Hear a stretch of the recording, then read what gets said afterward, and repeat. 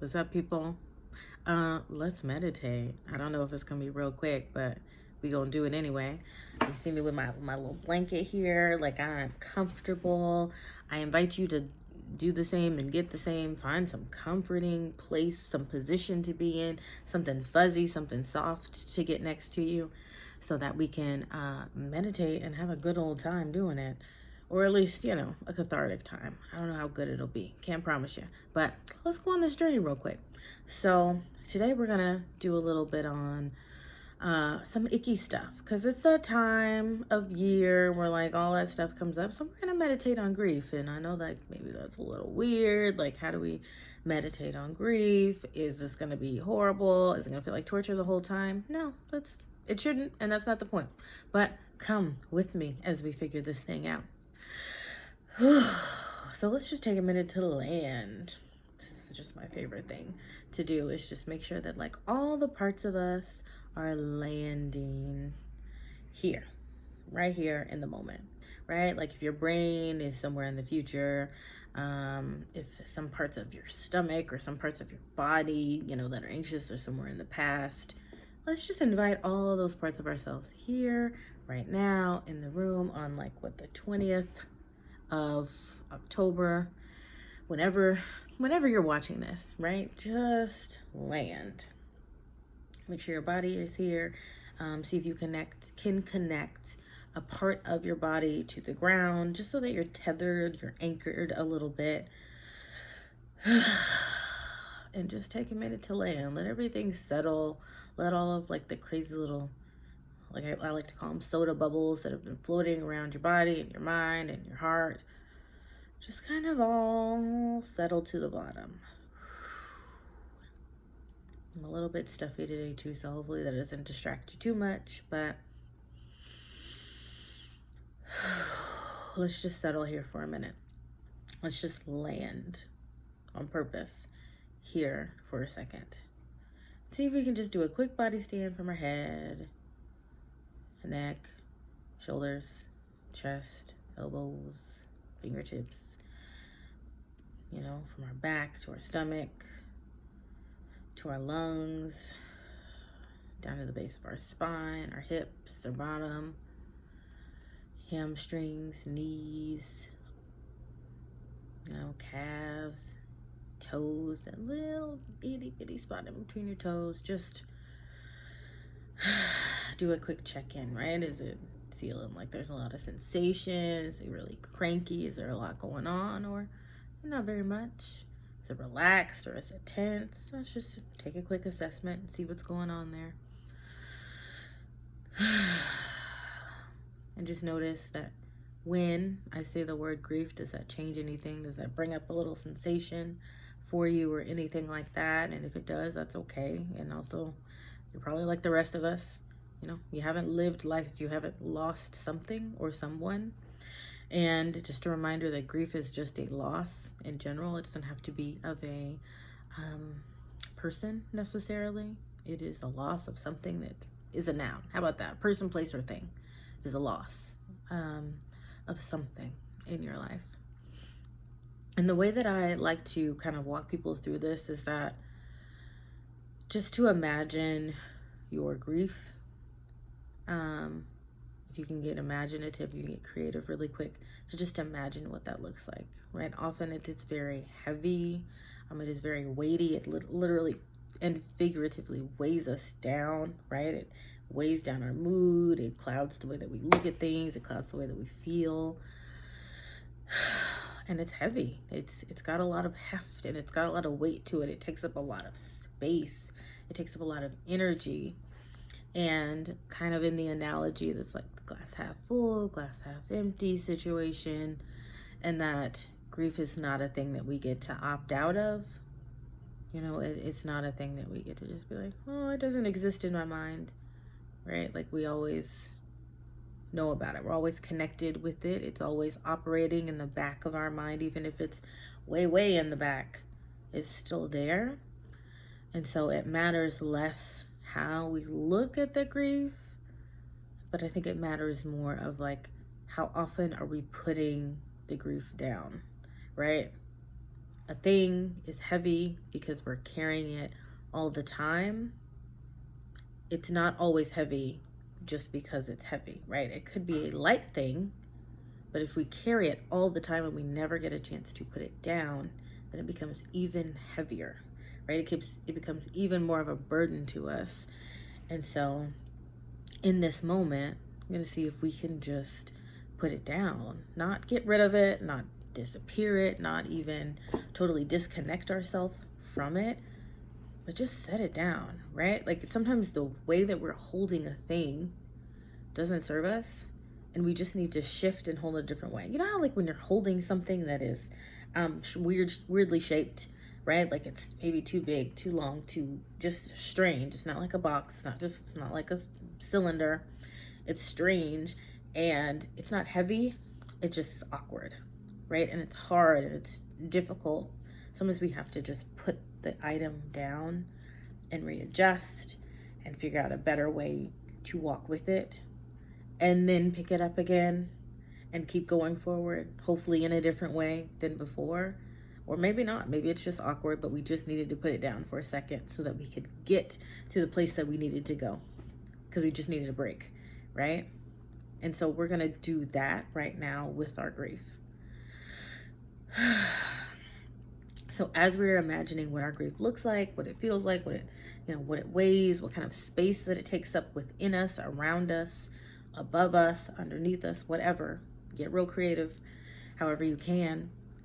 And I want you to see if there is a way you can energetically, imaginatively, metaphorically, whatever, put it down, right? Release it from your hands. If it is something that is slipping through your fingers, if it's hard to reach, just allow it to fall away, right? Spend less time grasping for it and trying to position yourself where you can catch it. See if you can just put it down for right now. And if that's hard, that's also okay. You know, it's part of it. It's just part of it. So as you do that, just check in with yourself and mentally see if you can put some part of that down, right? If you just need to drop it, if you need to set it down gently, if you need to like spend time brushing it off of you, whatever that looks like. And as you set it down, I want you to just notice yourself getting a little bit lighter, right? Getting a little less tense, your shoulders untensing, right? Anything that's flexed in you or like bracing is softening a little bit, right? Not because this thing is disappearing. It's near us. We can see it. We have eyes on it. It's not gone anywhere. We're just putting it down so that we can readjust. So as we do that, I want you to notice that you're breathing deeply, that your lungs are expanding as full as they possibly can, not because you're forcing them to, but just because you have more space, right? Our point is just to make room for the stuff that's happening, right? The shifting that needs to happen.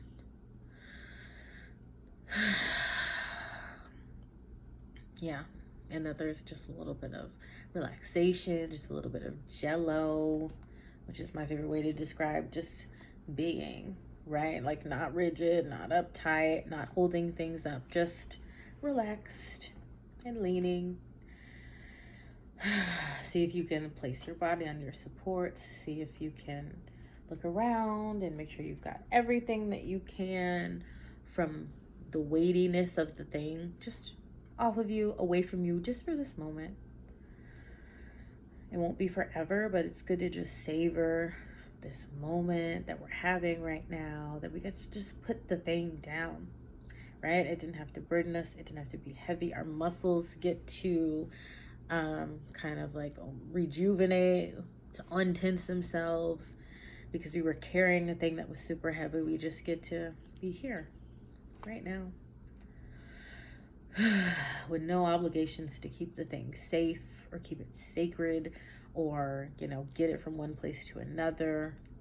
Nothing. We just get to show up here now, setting the thing down or the multiple things down, right? And let's take, a few deep breaths just as we are taking the time to honor what we need, like actually listening to what we need and doing what we need, like actually giving that to ourselves, right? It's one thing to hear what you need, it's another thing to actually show up for yourself and give yourself that thing. So let's take maybe 2 more breaths. And one last breath.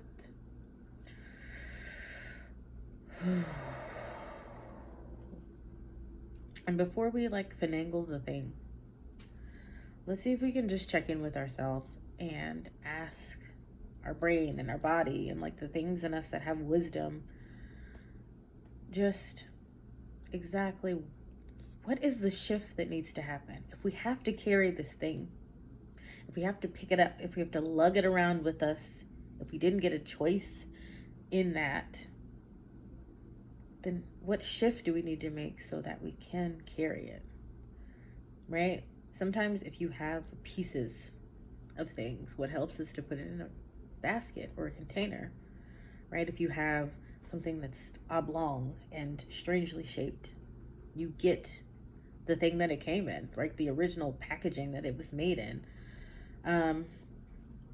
It doesn't have to be either one of those things. It can be another creative solution that we have within us, but I'm just offering to you, if there is a shifting, metaphorically, literally, in the way you can move through the world and hold the heaviness that is grief, let's do that shifting right now, right? As we spend time with ourselves, let's make up in our mind that we are going to shift, and we're going to make a commitment to put down the heaviness of the grief when we need to, right? That it doesn't have to be your job to hold it up, right, in an awkward position for as long as possible.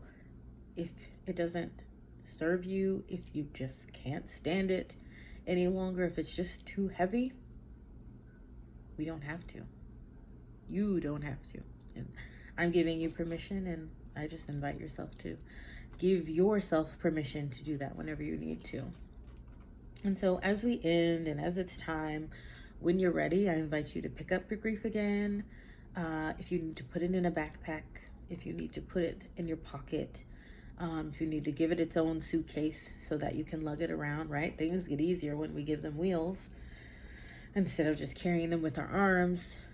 Do that and check in with it as often as you need to, and put it down whenever you have to, and you just want to honor yourself in that way.